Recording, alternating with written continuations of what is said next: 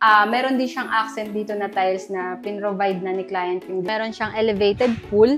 Yo, good morning! I'm Jess from Hegdes and nandito tayo ngayon sa isa sa mga site natin na ongoing pa. And syempre malapit na ring matapos.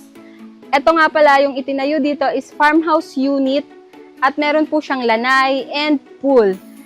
Kung mapapansin nyo po yung ating farmhouse unit dito, same na same lang din po sa ibang mga farmhouse na itinayo natin sa ibang site. Meron po siyang reflective glass, natural stone cladding, and tara, pasukin natin yung loob, samahan nyo ako. Pagpasok po natin dito sa loob, kung mapapansin nyo po, ito pong ating farmhouse unit at ay meron pong sink, meron po siyang loft, and meron pong bedroom. Ito po, yung floor area po nito is 52 square meter. Dito tayo sa part na to. Ayan. Meron din na palang mga gamit na dinala si client kasi malapit na natin tong i-turn over. Ito po yung ating side ng kitchen is granite po yung ginamit niya for the sink. And ito po yung CR.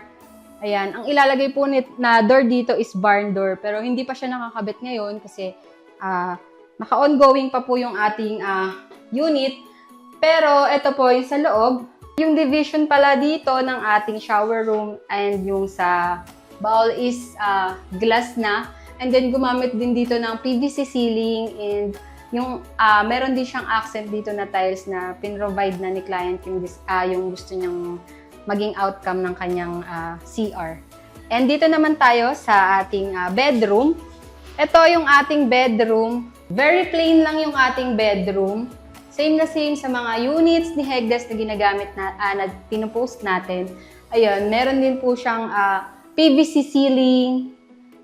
Kasya po dito yung queen size bed and meron din po siyang mga windows. Dito naman po tayo sa taas, sa ating loft. Ito po is pinakustomize po ito ni clients. So yung mga ginamit dito is mga wood planks, yung mga pang stair niya. Concrete to and ilalagay na lang din po yung kanyang mga wood planks. Ito po yun.